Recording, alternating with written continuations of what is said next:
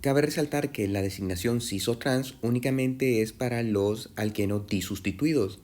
Disustituido significa, vean que estos son los dos carbonos del doble enlace, entonces si llevaran todos hidrógenos no llevarían ningún sustituyente. En este caso llevan dos grupos que han sustituido a los hidrógenos, es disustituido. Entonces para los alquenos disustituidos se puede hablar del isómero cis y del isómero trans. Recuerden que si dos grupos enlazados al mismo carbono son iguales, entonces no van a existir isómeros geométricos. Y ahora vamos a ver la designación EZ. E viene aquí lo vamos a ver, del alemán entgegen, que significa diferentes, y Z del alemán zusammen, que significa del mismo lado. Entonces, lo que vamos a asignar es prioridades a los grupos enlazados a los carbonos del doble enlace. Si las máximas prioridades están en lados opuestos, entonces vamos a tener el isómero entgegen, mientras que si las máximas prioridades están al mismo lado, vamos a tener el isómero zusammen. Entonces, en vez de llamarlos cis y trans, recuerden que si ya están trisustituidos o tetrasustituidos, o sea que el carbono lleva 4 grupos o 3 diferentes al hidrógeno, entonces los vamos a denominar entgegen o zusammen. Para determinar las prioridades se utiliza el sistema de Kahn, Ingold y Prelog, en donde se basa sobre todo en el peso atómico, en el número atómico del átomo enlazado al carbono del doble enlace. Entonces lo primero que vemos es el ver el átomo directamente enlazado al carbono vinílico. Entonces, de acuerdo a su número atómico, así el bromo es mayor que el cloro, el azufre y así sucesivamente. El deuterio sería mayor que el hidrógeno. Luego, si no se decide con el primer átomo, tenemos que ir al segundo o al tercero. Vean que aquí este es un CH3, mientras que este sería un CH2, CH3. Entonces, consideramos que el segundo aquí sería este, mientras que aquí este sería otro carbono. Entonces ahí lo vence. En este caso es un OH. Si fuera un OCH3, entonces aquí empatan con el oxígeno, pero este es un hidrógeno y este llevaría un carbono. Aquí este es un C y lleva 2 CH3, entonces este es un C, lleva un CH3, siguen empatados, pero el siguiente es un CH3 contra un hidrógeno. Y finalmente este es un carbono, este es un CH3 y un NH2, mientras que aquí este es un carbono y el siguiente átomo sería el cloro, que es mayor que cualquiera de estos, entonces este sería el mayor. De esa forma se asignan las prioridades según el sistema Kahn, Ingold y Prelog. También hay que considerar que los dobles enlaces son equivalentes al mismo número de enlaces sencillos. Entonces se tomaría que este carbono está enlazado con un hidrógeno y 2 oxígenos, o este oxígeno está enlazado con 2 carbonos. Ahora vamos a asignar aquí si es cis o trans. Noten que no puede decir cis o trans porque no sabríamos en qué lado están los hidrógenos y en qué lado están los otros grupos. Entonces lo tenemos que denominar E o Z. Para eso asignamos las prioridades. Entre estos dos grupos, este es el hidrógeno, este es un carbono, entonces gana el carbono.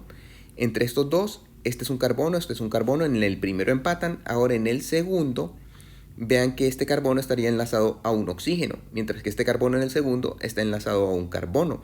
Por lo tanto, gana este grupo. Vean que las dos máximas prioridades están en el mismo lado, por lo tanto sería un isómero Z, zusammen. Ahora vamos a estudiar la estabilidad de los alquenos.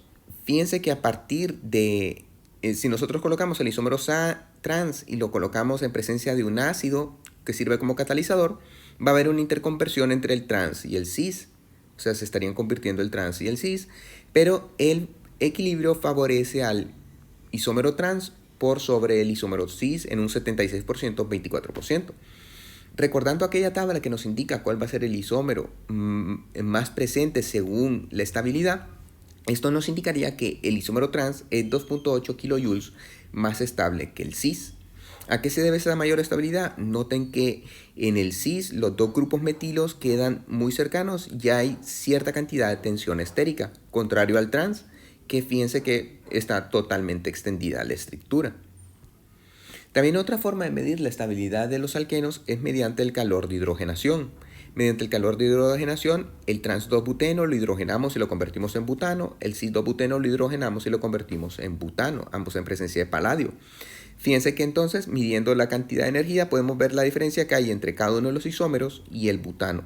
Resulta que el trans es más estable que el cis en 4 kilojoules por mol. O sea, esta diferencia que tenemos aquí es de 4 kilojoules por mol.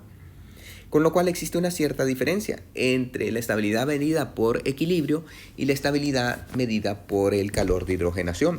Esto se debe principalmente a que el medida en equilibrio, realmente lo que estamos midiendo es el cambio en energía de Gibbs, el delta G, mientras que al medir en los calores de hidrogenación, ahí sí estamos midiendo el delta H, el cambio en entalpía. Aquí tenemos la diferencia, 120 kilojoules para el isómero cis, 116 kilojoules para el isómero trans. Entonces, es más estable el isómero trans. También hay que considerar que entre más sustituido sea un alqueno, más estable será. Si solo hemos sustituido un hidrógeno, entonces sería monosustituido, es menos estable que el disustituido. El disustituido, fíjense que en donde los dos grupos, o sea que este no se presenta como isómero cis y trans, mientras este cis y trans sí que es el siguiente en mayor estabilidad. El trisustituido es el siguiente y el más estable es el tetrasustituido. Entonces, entre más sustituyentes, más estable va a ser. ¿A qué se debe esto? Bueno, aquí tenemos un ejemplo de los calores de hidrogenación para las diferentes formas. Fíjense que el etileno sin sustituyentes libera 137 kilojoules por mol.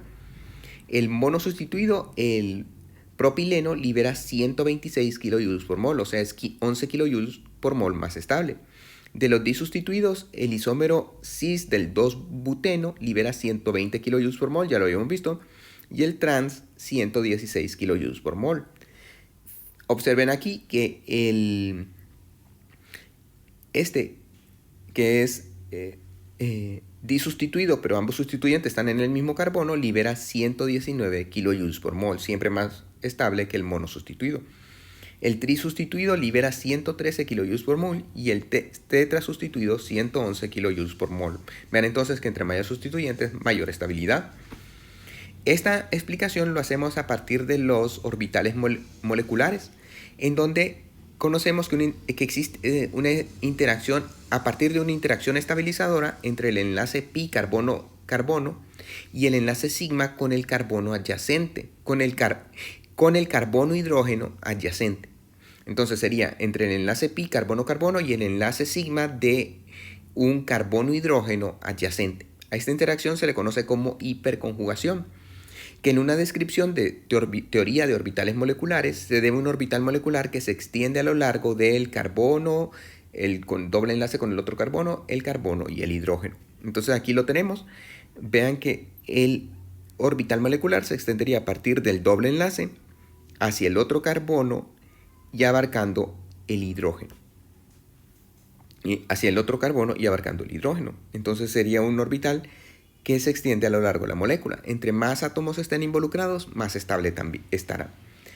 Una segunda forma de explicar esta disminución en energía es a partir de hibridación, en donde se considera que un enlace carbono sp2 con carbono sp3 es más fuerte que un enlace entre dos carbonos sp3.